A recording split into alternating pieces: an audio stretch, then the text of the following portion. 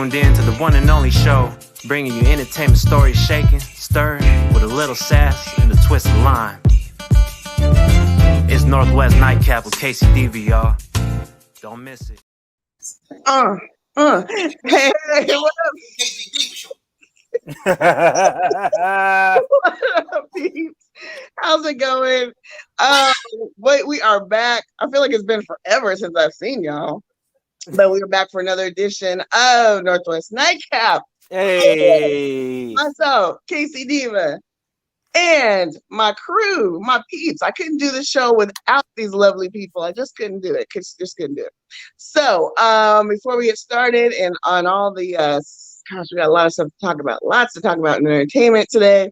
Hope everyone is well, staying safe. And going to introduce the rest of my crew. For those who might be new watching tonight, we do this once a month. Every first Thursday of the month, we recap what's happened previously. You might have missed it. You know, I don't know about you, but now, ever since COVID, it seems like all the months kind of run together. The days just fly by. So we get everybody caught up because we know you're busy. You're traveling.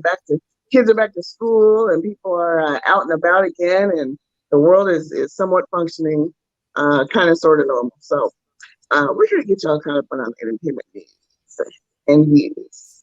All right, let's jump right in. First and foremost, ladies first, of course, the beautiful, the effervescent, the wonderful Miss Princess Robin, donning her Seahawk gear. See, I go Hawks. They're playing tonight. I hope they win. I need them to win. Sitting next to her, of course, her other half. I'm gonna say better half. I don't know which one's the better half. Yeah, that's good. That's good right there. Stop right there. Thank you very much. So glad to be here. I'm the talented musical director for the legendary R&B group Confunction, Mr. K-Cee Clayton. What up, peeps? And also Robin's husband, in case I missed that. I just assume people know, but y'all are married. You're not just hanging out, you're together. All right, and last but certainly not least, my homie, my BFF, the very handsome Mr. Anthony Adams joining us as well as always. Hey, how y'all doing? Hold on, that dude, hold on. What? Yeah, that dude right there. He's on this side, that side, this one here, up, bump, down, up, left, right, bump, here. Can you see me? You see me? Okay. Yeah. Okay.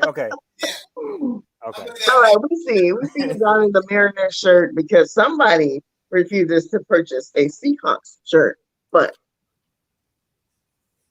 well, yeah. I mean, I've been a loyal Dallas Cowboys fan since I was younger. Yes, you have. So I stayed loyal to my team. They're doing really good, but the hope all is going well. For tonight's team. Sorry, I'm taking a drink. Hold on. What you drinking? What you drinking over there? Yeah. I am drinking my favorite drink, watermelon vodka with Coke on and ice. Watermelon vodka with Coke? Mm-hmm. And ice. Oh, okay. That's an interesting mix. It's a little mix, yeah. Okay. I basically have become my own home bartender since I don't go out. Urban drink, watermelon. It's an urban drink. Hey, do y'all remember? Was it Lay's or Ruffles that came out with the chicken and waffles potato chips? Yeah. I said when I saw that, I said if I buy this, I'm just playing all into the stereotype. Playing into their hands, buddy. Right. Playing right into their hands. Okay, well, we got a jam-packed show, so we're gonna go ahead and get started for y'all. Of course, we'll have the segments from each of my team members who always have some cool tidbits and segments to share, information to share, some podcasts, some relationship news. If you're in the music biz, you got somebody that you're listening to right now that has some years in the industry and always drops some really interesting knowledge. So you want to stay tuned for that. Okay, let's jump in, y'all. There's a lot of stories that happen, and I have to choose okay, what's going to be the most interesting, which one. I try to go on what are we going to be passionate Mm-hmm. Anthony sent me this story about Denzel Washington. Now, for those who know me for years, I am a huge fan of Denzel Washington. Always have been, like many other ladies out there. Denzel Washington, he's like the handsome gentleman next door. He's a phenomenal actor. You know, he's an Oscar winner. I mean, he speaks at colleges. It's Denzel Washington. Need I say more? Well, this actress, who I have to admit, I didn't know immediately who she was. I had to look it up because I don't watch that show, even though it's supposedly filmed somewhere in the Northwest. So Ellen Pompeo, who is on Grey's Anatomy, has a new podcast out.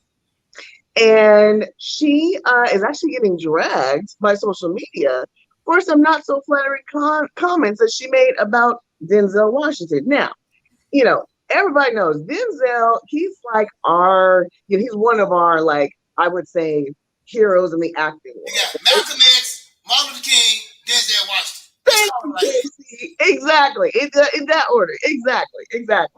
He's our Clark Gable. Yes.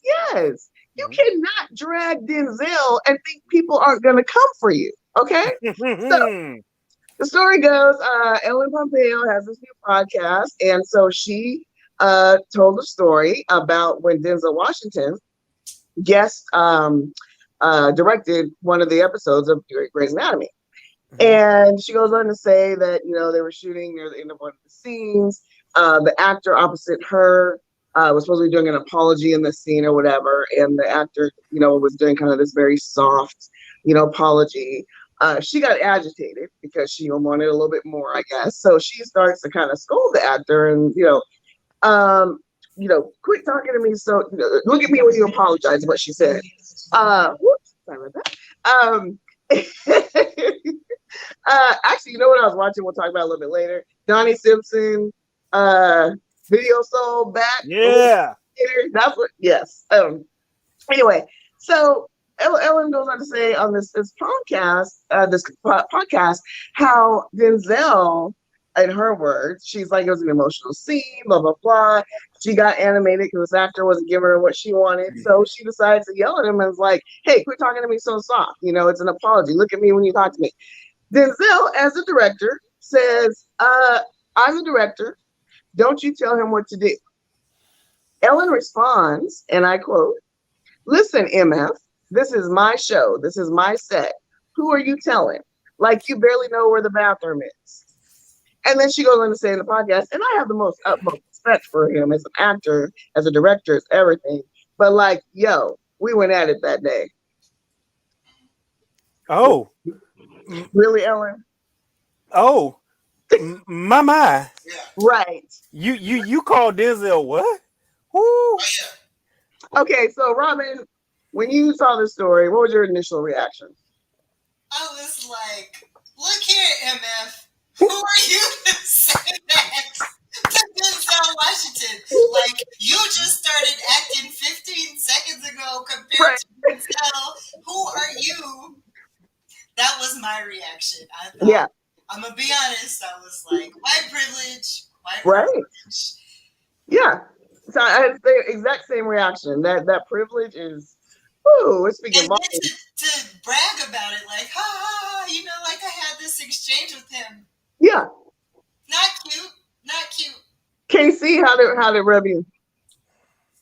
A lot of the same way, because part of it is like once again, first thing she said was he is the director, which means he is control of how the scene and even in, just like as a producer, what you finally see, not from the lens of the actors, but from the lens of the director, because there's a lot of takes of different scenes that never make, that are on the cutting floor. The director decides what is kept and what is not kept. Yeah. But even then, when she came in with the whole MF, because here's the difference. If he had came back and said, look here, B. Right. Then guess what? Then they would have made him out to be the angry black man. Yes. And he need to be banned and all this kind of stuff. But even so she asked me was, who did he think he is? I would have said, here's my Oscar. Right. Yeah. Recognize who I am. Where's yours? Check my record. Google me. Check it. That's who I Yeah. am. Because obviously, because once again, I'm pretty sure she's had those type of encounters with other directors. Because and someone else said on another show, I think it was on the talk or whatever, and they were talking about how it's a total lack of respect. Yeah. Him, because keep in mind, this is not the first thing that he has directed. This is right. movie, and he's won many awards strictly for his directing. Yep. So, and even then, and like I said, he speaks at different universities and all this kind of stuff. But so he is not new to this. But because she felt, well, this is my show, and I got senior. Yeah, it's your show as an actress. Mm-hmm. But what episode have you directed that has won you any kind of critical acclaim? Mm-hmm. On top of that, did she brag about any other encounter that she's had with any other directors in this way? No, and that's what got me. It's like, okay, first of all, it's a brand new podcast. It's your first show.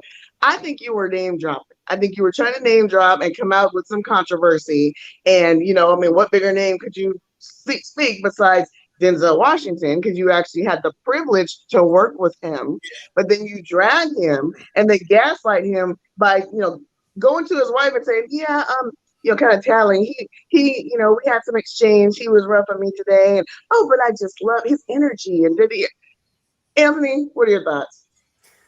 Well, my straight out of Federal Way side was like, what you say about Denzel? What you say?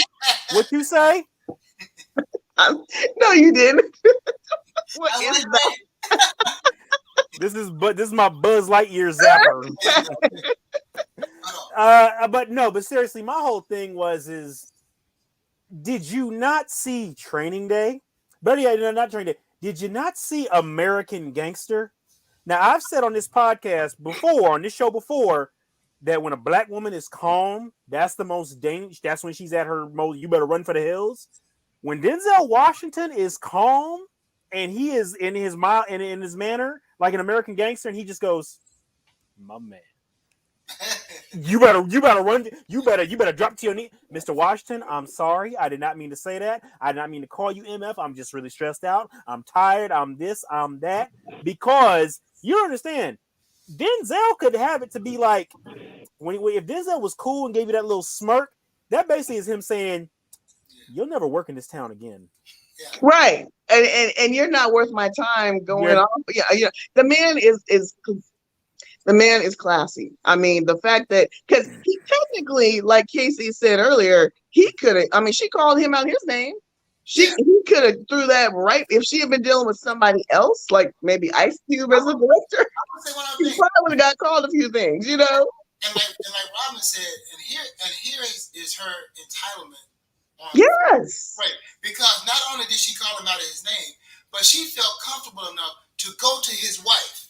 Yes. Thank you. Now, keep in mind, both Denzel and his wife were very professional through that entire situation. Because had that been a different situation, his wife would have snatched her. Yes. Thank you. Pauletta does not play. Pauletta, yes. And said, you don't talk to me or my husband in any kind of way that's disrespectful. Right. Because, first of all, you came at him wrong. Right. He didn't come at you wrong. He basically was doing his job. Yes, and sir. You felt comfortable enough that you could not only, try to loud talk him, but call him out of his name. Yeah. But here's the thing. Here's the thing too. If you guys remember back, and I don't remember what year, it's quite some years ago. Remember Isaiah Washington? Yeah. Wonderful black actor. He was on Grey's Anatomy as well. Mm-hmm. And I forget the other actor, Heigl. What's her name? Heigl. Thank you. Katherine Heigl. He had an exchange with another actor. They, some words went back and forth. He apologized. He said I was, heated, and he essentially got blackballed for a while. We didn't see or hear of him after that incident at all. And so I'm reading this story now, And that incident popped in my head. And now, I'm sorry, you won't be able to ever blackball Denzel Washington. I mean, it's Denzel Washington. However, what ran through my mind was what was going through his mind, because Denzel's cool and classy and laid back, but those are the types that you push them too far, they will clap back on you, and you won't know what hit you. But he was able to keep his poise, keep his cool, and I just wonder, like as we're talking about, if he had lost his shit and said, be blah blah blah, who do you think you are? You know what I'm saying? Would that be a rap for him too? Mm-hmm. So I wonder if that was kind of, and same thing with his wife. Like, let me play this cool, but I would have loved to be in the back seat of their car going home, listening to the conversation. And keep in mind, if I'm not mistaken, she's married to a black guy. Yeah, right. That was the other thing. I heard that. Yeah, she's married to a black man. But somebody, and in fact, I think it was the talk as well. I think it was Lonnie that pointed out. She said sometimes, when they're married to a black man, or another race, they feel this, again, the entitlement. They think that they can get away with saying certain things or talking to others of that race a certain way.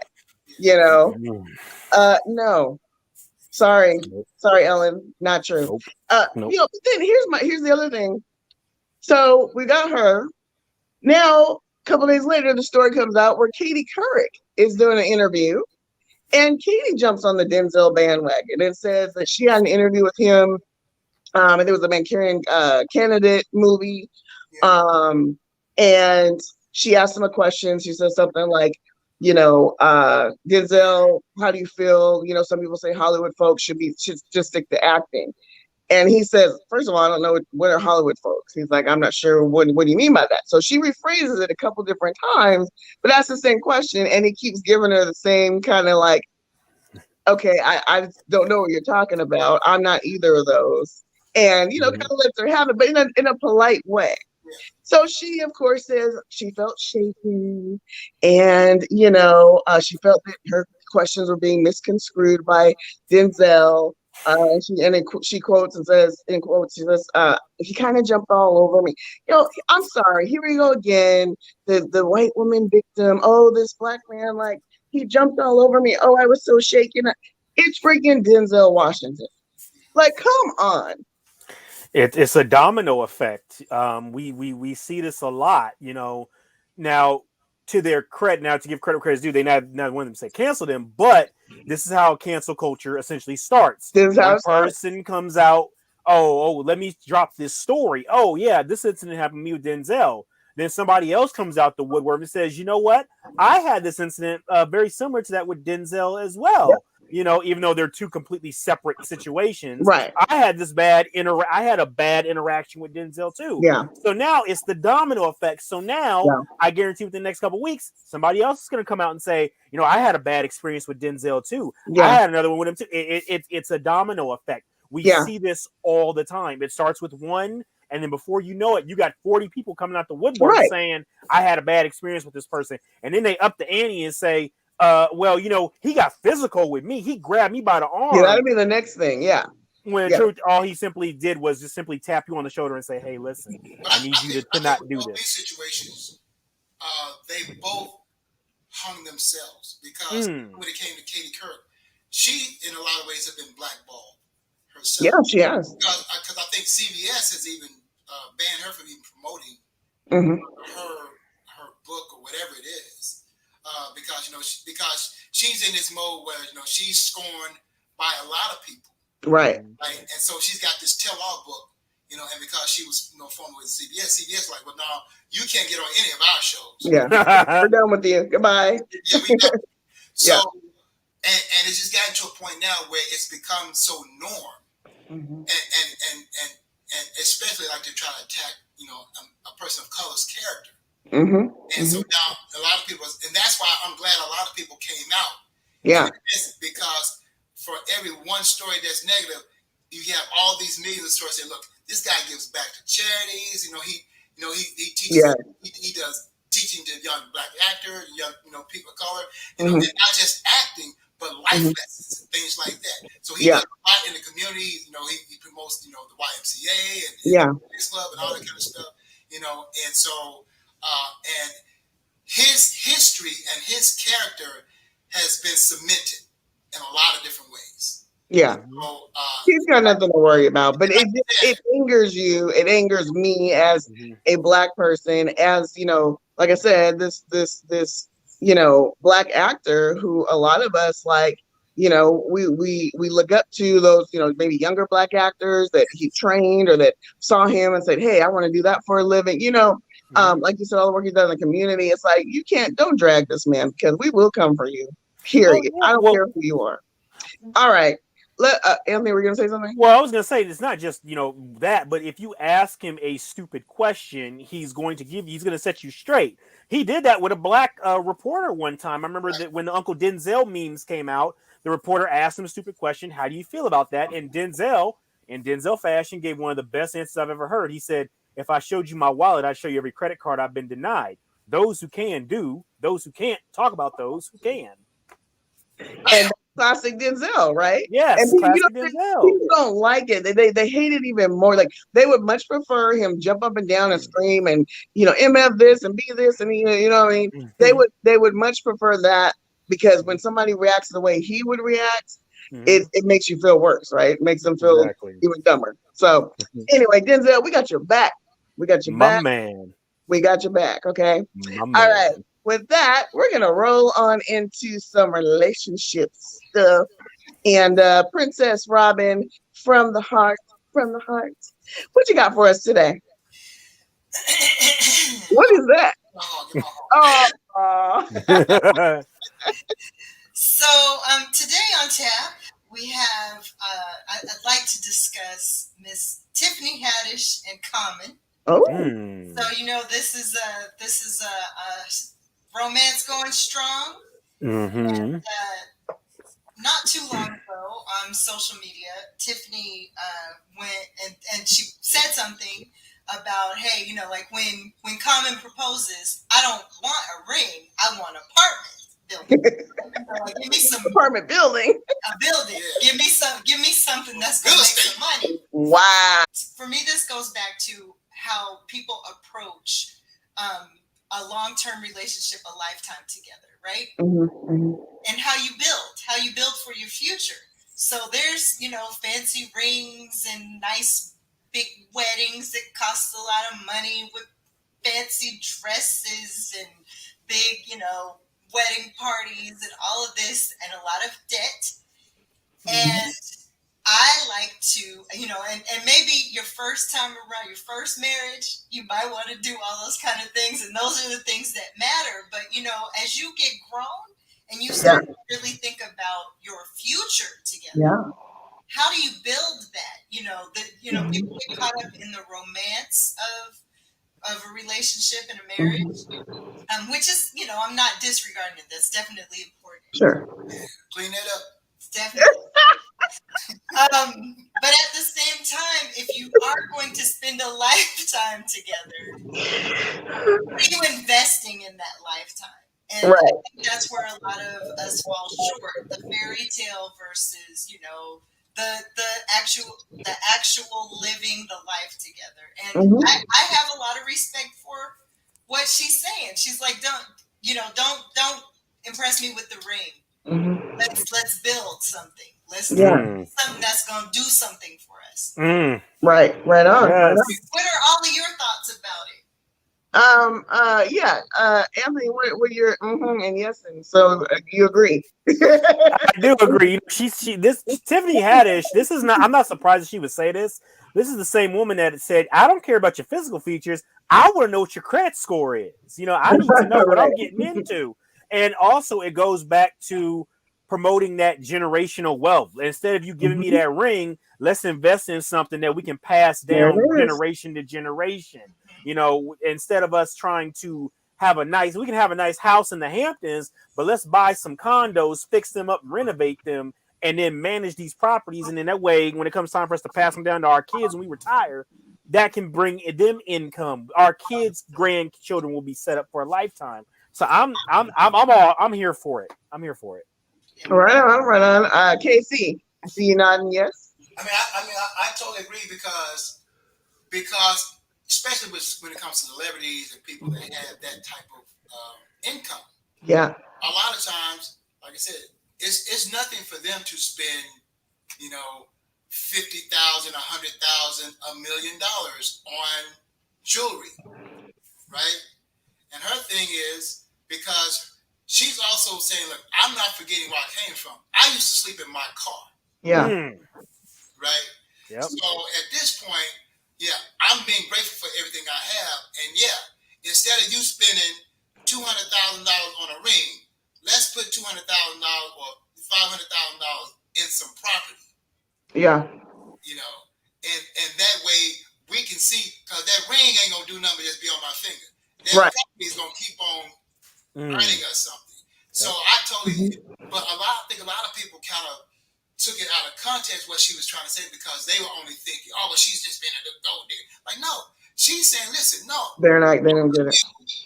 But at the same time, while I'm with you, instead of you spending that money on one situation for me, let's spend that on us. Right. And that's what she was really saying.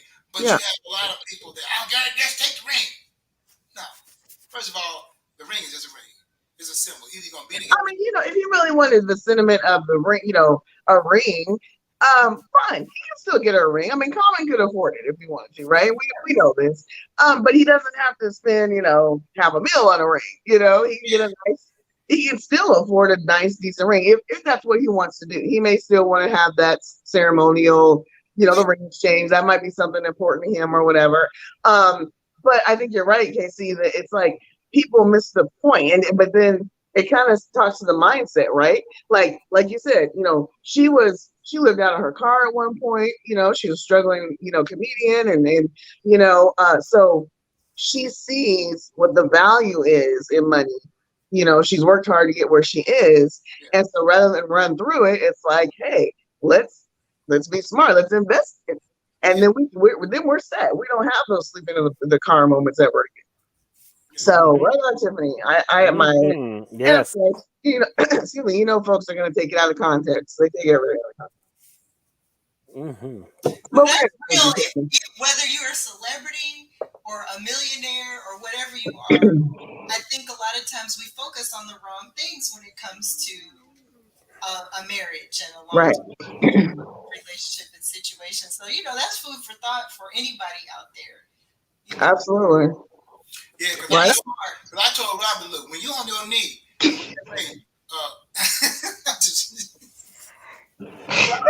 I'm just saying it can happen. Brother Kurt, you about to be on the couch tonight. I don't know what he's smoking.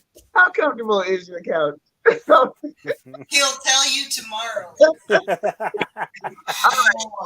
I'm gonna help you out, bro. We're gonna change topic. That was a good topic.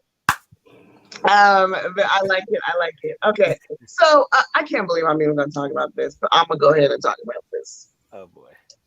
So apparently on social media, there are some Drake fans. It's so ridiculous. There's some Drake fans who are now trying to say that, you know, he's up there or even surpassing Michael Jackson. Now, one of the reasons they said this is because Billboard, you know, Billboard 100 has been around forever. So I guess 9 songs of Drake's reached the top 10 Billboard. So, you know, before in 82, the Thriller album had 7. So he's got 2 more on Billboard top 10 than Michael did. I'm sorry, but that in no way makes him even in the vicinity of the caliber of performer, success. You know, what are you guys' thoughts? I get it that for maybe, okay, 2021, they're basically trying to say like he's the nowadays Michael Jackson. As I read the article and I'm reading, like a lot of his success and his sales and such are from, you know, streams. Because if you think about it, remember back when Michael, so 82, we didn't have Twitter and social media. We didn't have the stream. Could you imagine if, you know, Thriller came out and we had the streaming and all that? I mean, it wouldn't even be a question. K-Cee, I want to get your thoughts first as our music guru. I mean, It's still good, but I mean, you hit the nail on the head because first of all, the main ones that are talking about the comparison are the ones that did not get to see or experience Michael Jackson Exactly. and know his career because we grew up with it. And even then, and especially in that time, first of all, to sell 1 million records in that era, Right. the milestone, right? To sell 1 million, to sell 2, 3, 4, 5, 10 million, which he did on a regular basis, right? Now, keep in mind, Michael Jackson, and once again, people don't know all of what Michael Jackson was invested in. Right. Because first and foremost, there would not be a Drake had there not been a Michael Jackson. Come on, Pastor. If Michael was still alive, here's fact: if Michael was still alive, he would own half of Drake's publishing. He would. Michael Jackson owned 51% of Sony Music. Yes.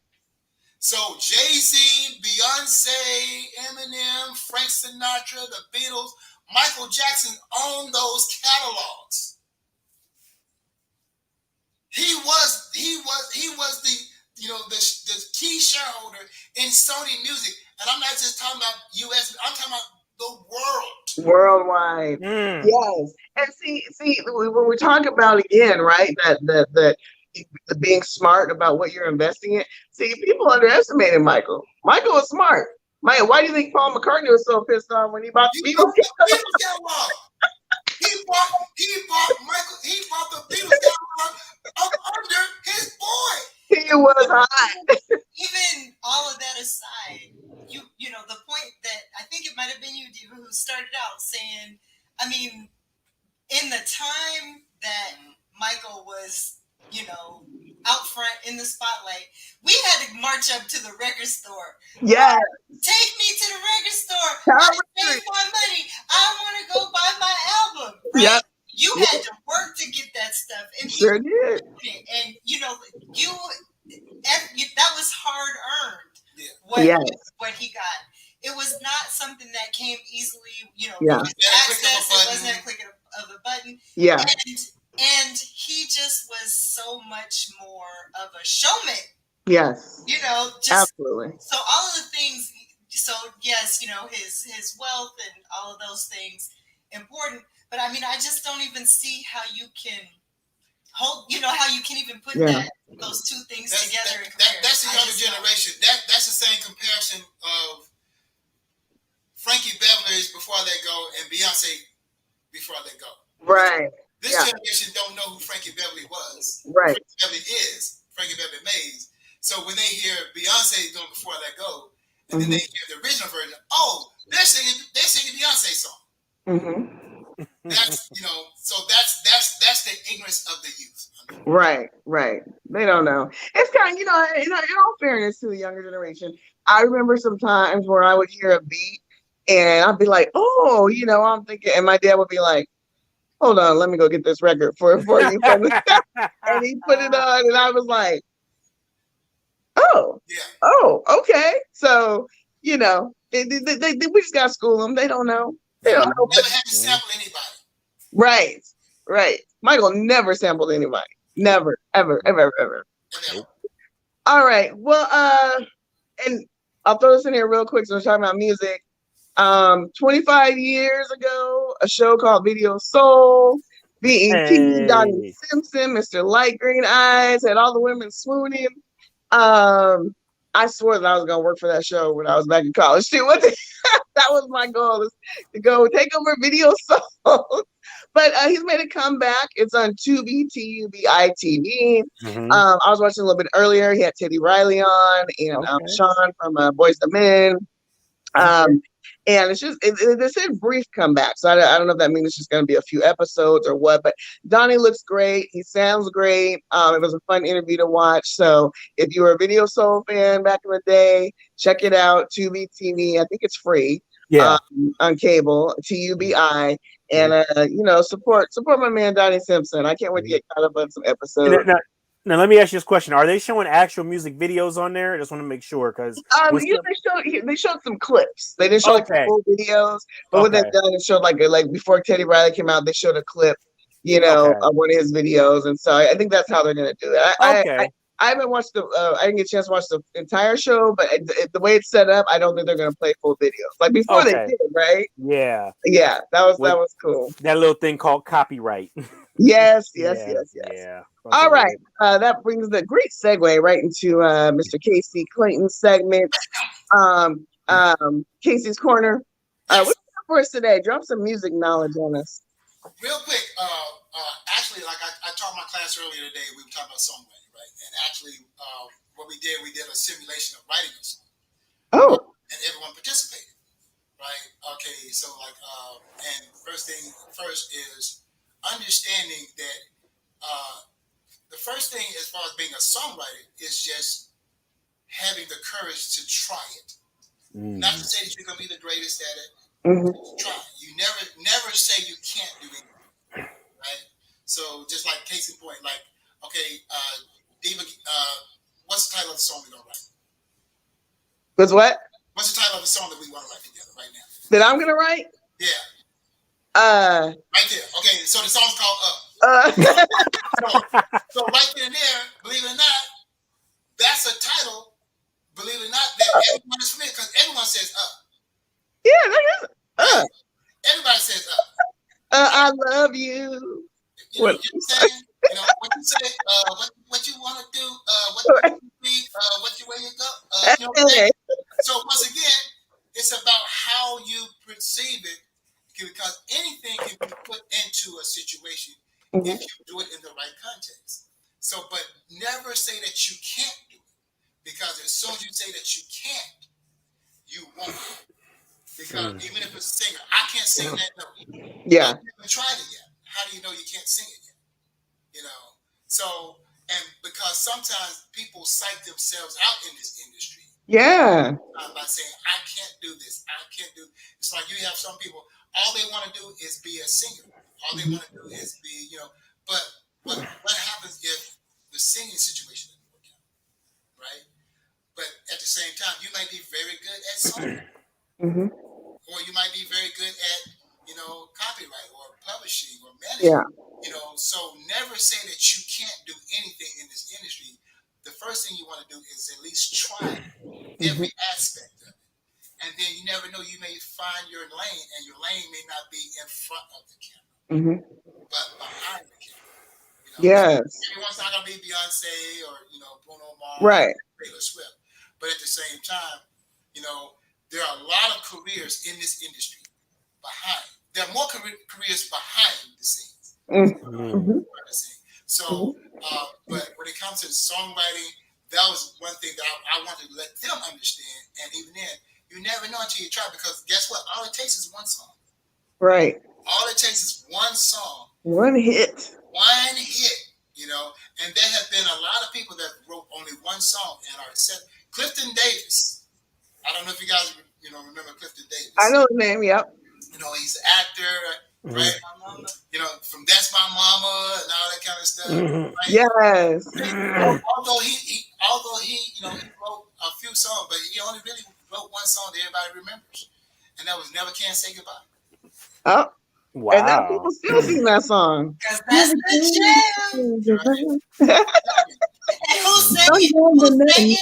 Michael Jackson. Michael. But K-Cee, I have a question for you. So, yeah, you're right. If you say you can't, or you get that block in your head. But what about, how do you, block out like the other negative voices? So, like, as you were telling that story, although I don't know if she writes or not, but who jumped in my mind was Brandy, the singer Brandy. I remember an interview years ago where she said, she wanted to act and sing and do the whole package. And somewhere along the line, one of the coaches said, yeah, you have a great voice, but you're not very pretty, so you're probably not going to make it in this business. And I remember hearing that, going, what a horrible thing to tell a kid. She was like, 16, 17 then. But the fact that she, didn't let that stop her, and look at her now, how do you just kind of block it all out? Well, it's just like I think it's all of us. Just like early on, like even in my career, because people look at entertainment as strictly that entertainment. They don't look at it as a job. Mm-hmm. See, even early on in my career, people are like, well, what do you do? I'm like, well, I'm a musician. Well, yo, that's good, but what's your real job? You're like, but they only recognize it once you get to a certain level. Mm-hmm. You understand that first of all, you got to go through all these years of training and experience and Yep. the ups and downs, just like any other life experience with anyone else, to have the success. And unfortunately, because the entertainment industry is very superficial, and it's about they want you to look a certain way, Right. and sound a certain way, and it's all about the trend. What's the trend right now? Where everyone looks like this, so we want everything to look like this. Mm-hmm. I say all the time, if tomorrow a barking dog has a successful song, every company's gonna go out and sign a barking dog. Barking dog. Yep. Yep. You're right. But at the end of the day, you have to believe in yourself first and foremost, and block out everything else, because they're gonna come and go, but you're gonna always be with yourself. And the main thing is never second guess yourself, because you never want to live in a shoulda, coulda, woulda mindset. Right. So always believe what you do first, because no one's gonna be walking in your shoes but you. I love it. Clink your neighbor. I like clink your neighbor for real. I like it, brother K-Cee. Thank you. All right, always dropping the musical gems on us. Excuse me. Okay, K-Cee, I got the story for you because, and I decided after last show, I said, you know what, I'm going to incorporate this in every show because I just think it's really funny. Since you proclaim to be such a J-Lo fan, if you remember the last show, every time we come up and talk about J-Lo, you go, but I'm gonna deep down, you really love J-Lo, don't you? So I'm gonna have a little story about J-Lo just for you. Come on with it. So apparently she joined with Coach and has a J-Lo Coach line out. She's got purses, she's got satchels, she's got this caramel colored theme. She's got some nostalgic graphic tees with the Coach logo on it. And it's the J-Lo collection. Okay. And believe it or not, it's somewhat affordable. It starts, let's see, the lowest is, I think, starts at like $58, okay, and goes on up to who knows how much, doesn't say. But I thought you might want to know that in case you want to buy Miss Princess Robin some beautiful J-Lo Coach attire. Give me that $8 keychain. That's right. Give me that keychain. There you go, baby. That's for you. You better go to Ross and see if you can find one of them J-Lo perfume sets that they sell for $12. Did her perfume line do anything? No. I've never smelled her perfume. So I don't even know if it smells good or not. Has anybody smelled it? You know what? I didn't know she. They always keep it in the case. Is J-Lo then Gina Tech? Thank you. Oh my goodness. Okay. Kurt K-Cee Clayson. Ladies and gentlemen. What you say? Yeah, J-Lo, Gina Tech, right there. Wait a minute. Okay, on that note, I got a question. Are there any, and don't lie, be honest, are there any celebrity perfumes that you actually like, either think smell good or you worn? Anthony? I tried the Michael Jordan cologne back in the day. How was it? It was cool for what it was, but it couldn't make me like Mike. I didn't get any ladies, so yeah. I wasn't soaring through the air like Michael Jordan, and right. I definitely wasn't getting no phone numbers. So yeah, I guess it was a any perfumes, celebrity perfumes. Very honestly, I'm not really a fragrance person. Okay. I'm not a good judge. Okay, K-Cee. I'm the same. I've been wearing pretty much the same fragrance for a long time. This is not a celebrity one. Exactly. Except a celebrity wears well, put like this. A celebrity wears it. I love it. I smell good enough to catch my wife. Thank you, neighbor. I was gonna make a joke right there, but as soon as he said catch my wife, I was like, forget it. Don't do it. Don't do it. Okay, I'll admit, I actually like one of Nicki Minaj's perfumes. What, Brute by Fabergé? It's on the roll again. Call me butter. I'm on the roll, baby. I'm on the roll. Just call me butter. Didn't Nat King? Did they try to like give Nat King Cole a fragrance called like Unforgettable or something like that? I think so. I think that sounds familiar, but she had like 2 or 3 of them out, and I tried one. I smelled it, and I thought it was actually. I was like, and it's a little bottle that had like her head. It was like her hair, and it was a weird little bottle, but it actually smelled okay. I'm sorry, I'm tickled. Send me a picture. I don't know. I'm trying to picture it. After the show, David, send me a picture. Yeah, send me that one. Did you see my face when you said it? I was like, there was actually one other fragrance that I smelled. I didn't try it on, but I smelled it. It was actually Jay-Z's fragrance line that he had a few years back. That one actually smelled pretty good. So until I saw the price, I was like, yeah, forget it. Yeah, thanks now. $200 for a bottle. I'm like, nah. If it ain't gonna give me Beyonce, I don't want it. Oh, right. I know that's right. Okay. I just had to ask. It just popped in my head. Okay, Anthony. Time for kicking it with Ant. What you got for podcasts? I need some good podcasts in my life. What's going on? All right. So we're going to go ahead and keep with the theme of music here. Business Wars just released a new season, and this season they're doing Death Row Records versus Bad Boy Records in the Business Wars. Yes. Yeah. So they're talking about the business deals that each how the labels got started and where each CEO ended up. I mean, of course, we all know the ending of that story, but it's still good to hear the reenactments and the voice actors. I just want to say out there, anybody out there that wants to say a star, know about the executive producer trying to be all in the videos. Oh, come to Death Row. Dancing. Come to Death Row. Look here come Diddy. Take that. oh my God. Yeah, I got my cheeks hurting. Oh my God. So that one, and then so Business Wars, so Business Wars, Death Row versus Bad Boy. And then if you're a sports fan or just a fan of comedy, there is actually a new NBA podcast I discovered called NBA Storytime. They take big stories, and these podcasts are only like 10 to 12 minutes long. And I like it already. The guy tells like funny stories about what happened in the NBA. So he did like an episode on where the NBA rappers try to put out they all try to put like this rap compilation album, and he just clowns how trash it was. Do you guys remember the Chicago Bears and the Bears Shuffle? Yes. We are the Bears Shuffle. With the fridge. Yep. And they had a music video. They had the video and everything. All right, we need some choreography. Okay, right.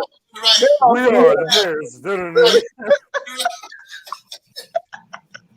I'm sorry, Andy. Okay. No, you know what? I was laughing because I laughed because the one I think of is when it was back in like 91, 92 when the LA Rams had their song called Ram It, and just the innuendo in that song. Yeah. He said, Hollywood handsome, got to see tough. You throw it my way, it's going to get rough. I'm like, oh my God. Oh my God. Wait, we're not talking about the Rams right now.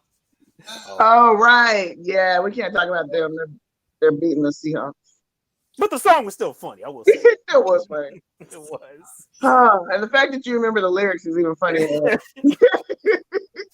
many times I've listened to that and just laugh? Anytime I need a good pick me up or a good laugh, I just throw that video on, laugh at the choreography, laugh at the lyrics, because I'm like, I can't believe they got away with this. Oh man. Is that it? That's it. That's all I got. Also, if you're listening to Blood on the Tracks, the season on John Lennon, they are on the episode where they do a point of view story from the eyes of Mark David Chapman, who is the guy, of course, who sadly assassinated John Lennon. I'm going to listen to that episode tonight. So check that out. And then next week they'll be doing one on John Lennon. John Lennon will be speaking himself. So okay, so this is TV, but I'm curious, and because you and I both watched this, Dark Side of the Ring. Do they have a yes?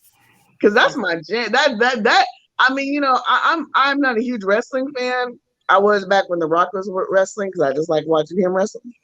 But when he stopped wrestling, I had no more interest. So, but Anthony showed me on the show, Dark Side of the Ring, which is really interesting behind the scenes stories and things that happen, and hearing all the players, the key players now, talking about incidents and things like that. Do they have a podcast too, or is it just a show, TV show? Let me look and see if they have a podcast real quick. I know there's a show called Dark Side of the Ring Confidential where they discuss the episode and what into it. So, and you can actually watch that on demand as well. Oh, okay. So, okay. I was just curious. Yeah, sports. Yeah, you might be looking up now, but I was just curious, talking about like sports, podcasts and such.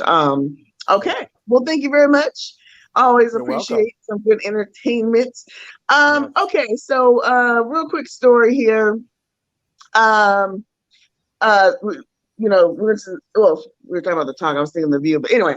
So Whoopi Goldberg, apparently, this woman, Barbara Corcoran, who was on the Shark Tank, was a guest on the View, and said some really rude things to Whoopi about her weight. Now, we know that, a lot of folks, during COVID put on, 15, 20, 100 pounds. I mean, it was what it was, right? It's like, everybody was at home stuck and put on a little weight and whatever. So she's on the show and she's discussing this denim brand and these jeans and Whoopi joked and said, hey, is it gonna fit this COVID weight, that people put on my COVID butt, and this Corcoran woman says, yeah, I'm not sure, but, well, how about when you get finished with those jeans and you decide you don't like, with the jeans you don't like them, give them to me and I'm gonna make 2 pairs. And if you watch the clip, the look on Whoopi's face was like, and everybody did kind of the awkward laugh, like, right? Everybody had the same look, like they caught themselves, like, wait, that was me, and I guess later on, now she's apologized to Whoopi because people started dragging her, like, hey, that's fat shaming. I mean, we're in an era now where body positivity is a big thing. I've seen a lot of, shows about it, a lot of topics. We do some work with it, even in my day job, and recently, I don't even keeping up, Facebook, Mark Zuckerberg has been in some trouble. One of his former employees came out and said, what they're doing, this targeting and marketing towards these teenagers, who wonder why they can't have a body like Beyonce or, Selena Gomez, or why they don't, it's the whole thing that he's going through right now, where people are really starting to hone in on this whole fat shaming thing. We're seeing larger size people in commercials and in the music industry, the TV, movies. People are finally like, look, we got to stop with this body discrimination. Just because you don't look like a pancake doesn't mean you're not attractive. So I watched that and I cringed when I saw it, and I felt bad for Whoopi. I was like, that wasn't even funny. I don't know where she got off thinking. Again, I watched it, and this is like right as I'm looking at all these articles about like the Denzel thing, and that privilege, like you just think you can say whatever you want to people and it's going to be okay, or they're not going to call you on it, so anyway, thoughts? I wish I was on set that day, because I would have rolled up on her and been like, what you say about Whoopi? What you say? Say it again. I double dare you. Say it again.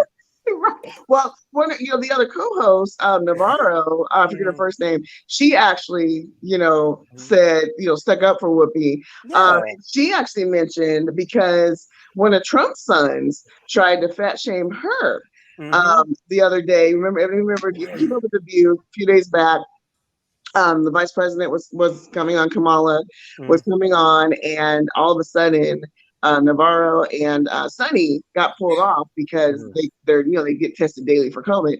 Their test came back positive. So they immediately pulled them off before, they were going to bring the vice president on. In fact, they didn't bring her on. They her video, somewhere else anyway. But I guess one of Trump's sons made some comment, I'm paraphrasing, like, Navarro's weight is a testament to obesity playing a part in COVID, and of course she had some choice words for him on the show. But we got to stop it, people. Let people live. Who are you to say, anything about anyone's weight, look, features, whatever? And I'm just glad we're in a place now where people are actually starting to call people out on it. Yes. I don't want to misspeak on it, but ironically, when you shared that clip on our chat, Diva, there was Queen Latifah was on Entertainment Tonight talking about this, not that topic. I mean, not that incident, but this topic about body shaming, obesity. And she's actually involved in some campaign and talking about, first of all, there's a difference between obesity and weight and health. Skinny does not equal health. Right. And, I'm interested in knowing more about that campaign and the body image issue. But it was just tacky. It was tacky. It was so tacky. And I loved how Anna Navarro jumped in. Me too. She was like, in your dress. Right, that's right. Your dress is great. Two people wore that already on TV. She said, did it not? I love that. She was like, oh no, you're not gonna call out my girl like that. Your dress. Right. I like it. Let me, stick up for each other. So, all right. Well, that's about our time. Thank you all for joining us once again. We love doing this. Every first Thursday of the month. We hop on here. We talk about all sorts of topics. Sometimes we stick with the topics we plan, and sometimes they veer off to the left or the right, straight up or down, and but it's always a good time. And I love chatting with my peeps. Couldn't do the show without them. Princess Robin, host of Traveler's Guide to Venus and Mars. Let us know where we can catch you. 8 podcast platforms. The page officially is anchor.fm/princess-robin-presents. But you can get it on Apple Podcasts, Spotify, all the places you usually listen. All the usual suspects. Right on. With my producer. Huh? With my producer. Yes. Her illustrious producer, K-Cee Clayton. What's going on, K-Cee? Where are you next? You just did a thing with Howard Hewitt, right? Concert? Did a concert with Howard. Actually, I'm leaving tomorrow, going out with Confunction. We'll be in St. Louis. Actually, I just got back. Last week, I was out with Tony Award winner Dee Dee Bridgewater. Right. Okay. And actually getting ready to, I think this time next month, my lovely wife and I, we will be on the Tom Joyner cruise. Oh, sorry, everyone. Well, we might get her on stage with a tambourine, but yes. So doing that, got a lot of stuff going on. Getting ready to produce music for this Christmas play that's here in Memphis called "And to All a Good Night," and on a Christmas album with Confunction. Confunction is doing a Christmas album. Right on. A lot of blessings coming our way, and just keep us in your prayers, and yes, just happy to be in the business, doing what I love to do. Right on. Continued success, my bro. And Anthony, Yes. tell them about our podcast, our other podcast. So the lovely Miss K-Cee Deeva and I host a show called 90 Day WTF Moments, where we basically recap the 90 Day Fiance show. As of right now, we're doing 90 Day the other way, and we're doing that right now on Instagram Live. So if you follow Ms. K-Cee Deeva on her Instagram, or if you follow me on Instagram, that's where you can watch us on Sundays. Monday. Monday. I'm sorry. We only do Sundays during the tell-all finale, but on Mondays is where you can catch that show. 8 p.m. 8 p.m. Pacific time, 11 p.m. Eastern, 10 p.m. Central. Right on. We have a lot of fun talking about that show. Talking about people. Indeed.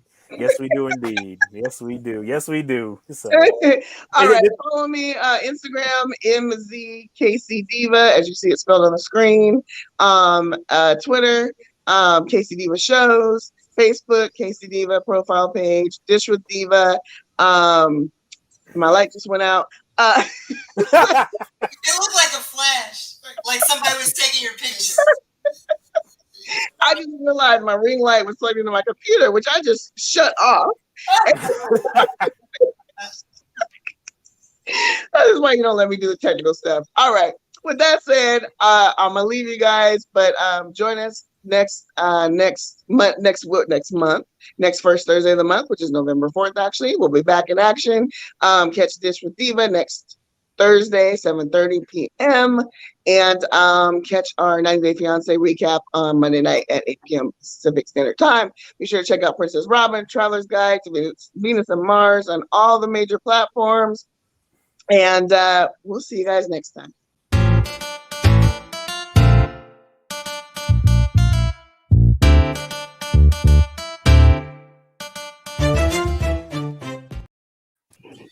K-Cee Deeva, y'all. K-Cee Deeva Show.